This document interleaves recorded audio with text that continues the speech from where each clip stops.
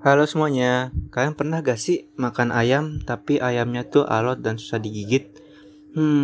Kira-kira apa sih penyebabnya? Nah, pada kesempatan kali ini, kami akan menjelaskan tentang salah satu proses pengolahan daging ayam yang benar. Perkenalkan, nama saya Zalfaudia Noval Fayat, dan rekan saya Razan Adrisa, Nurul Istiqomah, Susi Susanti, Sri Surani dan Puspita Salsabila dari IPB University. Pada proses pengolahan daging ayam, masyarakat masih sering melakukan kesalahan dalam mengolah daging ayam dengan baik dan benar, terutama dalam keadaan beku. Kalian tahu gak sih, dalam proses pengolahan daging ayam beku, ada yang namanya proses thawing? Thawing itu apa sih?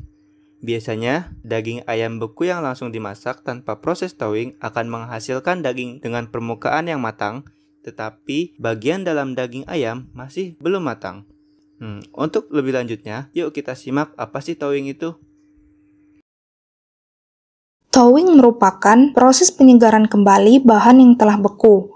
Thawing akan mengembalikan bahan baku atau produk dari yang semula berbentuk fase padat menjadi fase cair. Proses thawing ini akan berpengaruh terhadap struktur daging yang secara tidak langsung dapat mempengaruhi pula kualitas kimia dan kandungan zat yang terkandung dalam bahan, seperti protein dan lemak. Nutrisi pada daging beku ini akan terlarut dalam air dan hilang bersama cairan daging yang keluar selama proses thawing. Ini disebut sebagai drips. Tujuan dari thawing adalah reabsorpsi cairan oleh dinding sel, mengurangi kerusakan tekstur, dan mengurangi terjadinya dripping. Namun, banyaknya jumlah drips yang keluar pada proses ini tergantung pada metode thawing yang digunakan. Seperti halnya yang telah dijelaskan oleh Agustin Caprezcal et al. Pada tahun 2018, metode thawing yang berbeda pada daging ayam broiler yang beku dapat mempengaruhi kualitas fisikokimia dan kualitas sensorik pada daging tersebut. Sekarang kalian udah tahu apa itu thawing dan manfaatnya untuk proses pengolahan daging. Nah, lalu bagaimana ya cara melakukan thawing dengan benar? Metode thawing berpengaruh terhadap kualitas daging dan secara langsung juga akan mempengaruhi pada produk olahannya. Thawing dapat dilakukan dengan berbagai metode, antara lain menggunakan air yang mengalir, merendam daging pada air, menggunakan microwave, dan meletakkan daging pada refrigerator. Berbagai metode ini memiliki kelebihan dan kekurangan masing-masing, sehingga penggunaannya disesuaikan dengan kebutuhan dan karakteristik produk yang akan di-thawing. Thawing menggunakan air ini cocok digunakan untuk bahan makanan seperti saus, sup, dan daging yang sudah dipotong kecil-kecil. Namun, agar terhindar dari kontaminasi bakteri, bahan-bahan makanan harus ditutup menggunakan plastik secara rapat. Selanjutnya, thawing menggunakan refrigerator dapat digunakan untuk semua jenis makanan. Terlebih lagi untuk makanan berukuran besar dan mudah terkontaminasi bakteri, seperti daging-daging mentah. Selanjutnya, thawing menggunakan microwave cocok kita lakukan untuk mencairkan bahan-bahan makanan ready to eat, seperti bun, croissant, sosis, serta frozen meal lainnya.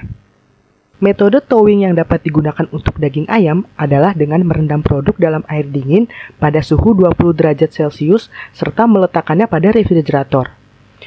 Perendaman daging pada suhu dingin ini dilakukan untuk menjaga kadar protein pada daging ayam. Pendapat ini didukung oleh penelitian yang dilakukan Mardika et al. Pada tahun 2020 yang menunjukkan bahwa perlakuan water immersion pada daging ayam dengan suhu 20 derajat Celcius tidak menghasilkan pengaruh nyata terhadap kadar protein dan lemak daging, sehingga penurunan kualitas yang terjadi tidak terlalu signifikan. Selain itu, perendaman dilakukan di dalam refrigerator untuk menjaga suhu agar tetap stabil dan mengurangi resiko tumbuhnya mikroba patogen.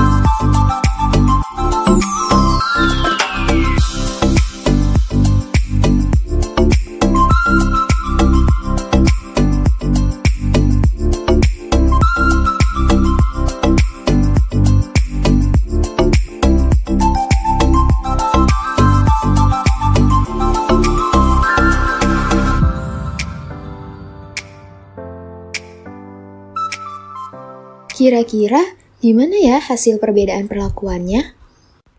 Proses thawing berpengaruh terhadap struktur daging. Ketika daging dilakukan thawing, aktivitas enzim ATPase akan meningkat dengan cepat. Hal ini menyebabkan serabut daging memendek dan mengakibatkan banyak pengeluaran cairan, sehingga daging akan mengalami perubahan keempukan, daya ikat air, dan susut masak. Keempukan dipengaruhi oleh kadar air, lemak, dan protein. Semakin tinggi kadar air protein akan semakin meningkatkan keempukan, karena dengan semakin meningkatnya protein akan menyebabkan air terikat menjadi lebih banyak. Setelah kita melihat hasil perlakuan sebelumnya, kita jadi tahu bahwa proses thawing merupakan salah satu faktor penting ketika kita ingin mengolah suatu produk daging. Proses thawing ini perlu diperhatikan kembali agar produk yang diolah dapat memberikan tekstur dan hasil yang baik, sehingga akan disukai oleh konsumen. Wah, menarik banget ya! Sekian presentasi dari kelompok kami. Semoga bermanfaat and see you next time!